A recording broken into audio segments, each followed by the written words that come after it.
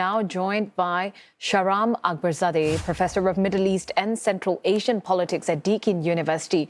Professor, who is driving this current wave of protests inside Iran, and how broad-based is the movement compared to past uprisings?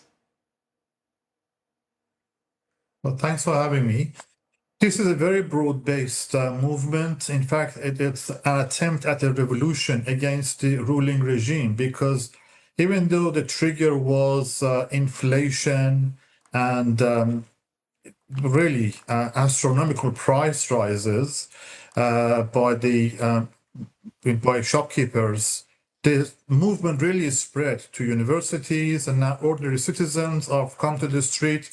And their demands have quickly turned from the economic demand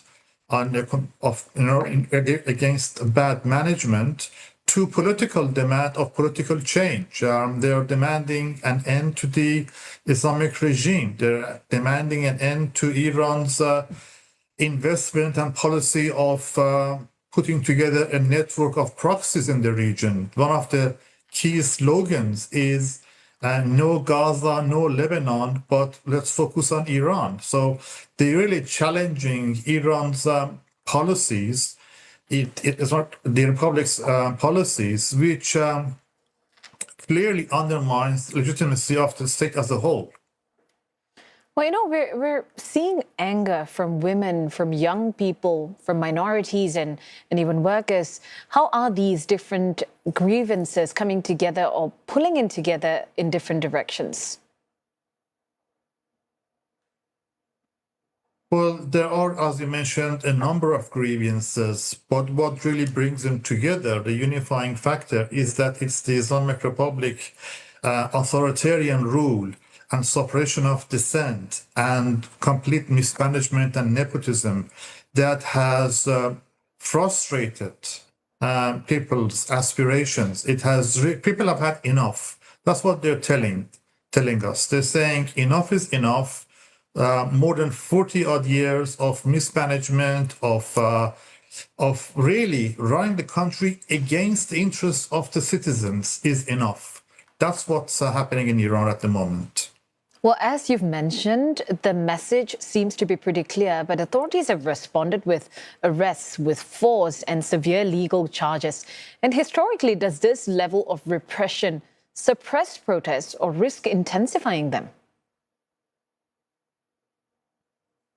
You're quite right. This is how the ruling regime has responded to protests in the past. There's no way of telling what will come next, but the regime doesn't have many other options. It does not have the ability to address economic grievances. It doesn't have the option of opening up negotiations with the West, because that goes against its ideological bedrock. So the regime relies on security crackdown and has done in the past. And I think the expectation is that that the security crackdown and suppression of dissent will quieten dissidents and it will drive them out of the streets. Well, then, how effective do you think, Professor, are internet shutdowns and digital surveillance in limiting protest coordination, and what workarounds are protesters still using? Well, it is a very important measure that the regime has used again in the past, not the first time it's doing it. Internet shutdown is a tried and tested measure, instrument of suppression to make sure that protesters cannot coordinate among themselves, to make sure that they cannot reach the outside world and draw inspiration from the outside world. So I think it's a very common practice among authoritarian regimes. There has been some, workaround, as you mentioned, workaround the limitations. Starlink, Elon Musk has provided Starlink to some in Iran, and people are utilizing that avenue.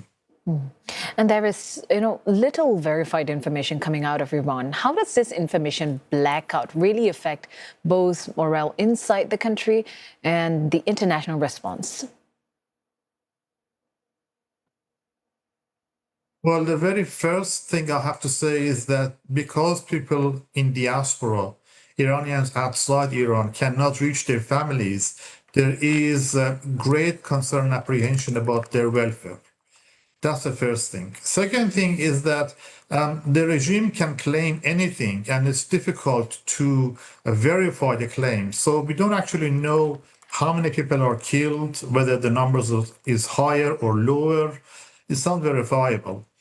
And the regime continues to blame the international community, blame Donald Trump directly for stoking the fire of protests. And this is very dangerous because it puts a domestic issue practically onto an international stage. And figures like Reza Pahlavi have emerged as voices for change from abroad. How much resonance do exiled opposition figures actually have among protesters inside Iran?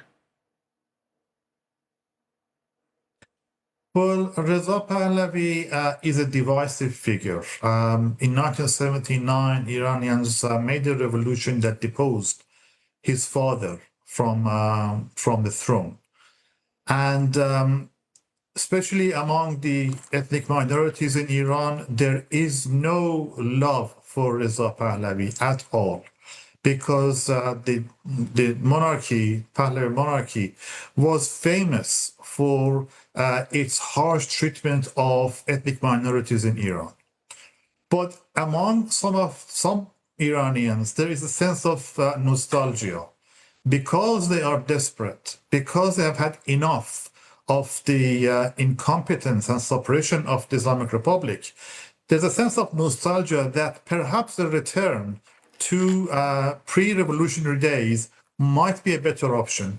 That doesn't necessarily mean support for monarchy.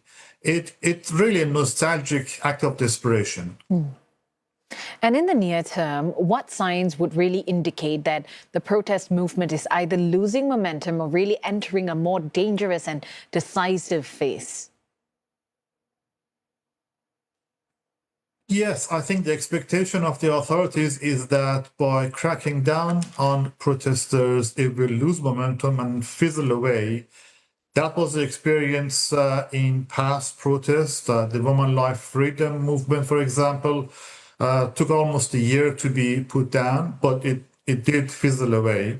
So I think that's the plan by the authorities. There's no way for us to tell how the protesters will respond to security crackdown. I also have to add here that so far the regime has not used the full force of its security apparatus against protesters. The response has actually been quite measured. Even though it's led to death and destruction, the response could be much, much harsher. Thank you so much, Professor, for speaking to us and explaining all this. That was Shahram Akbarzadeh, Professor of Middle East and Central Asian Politics at Deakin University.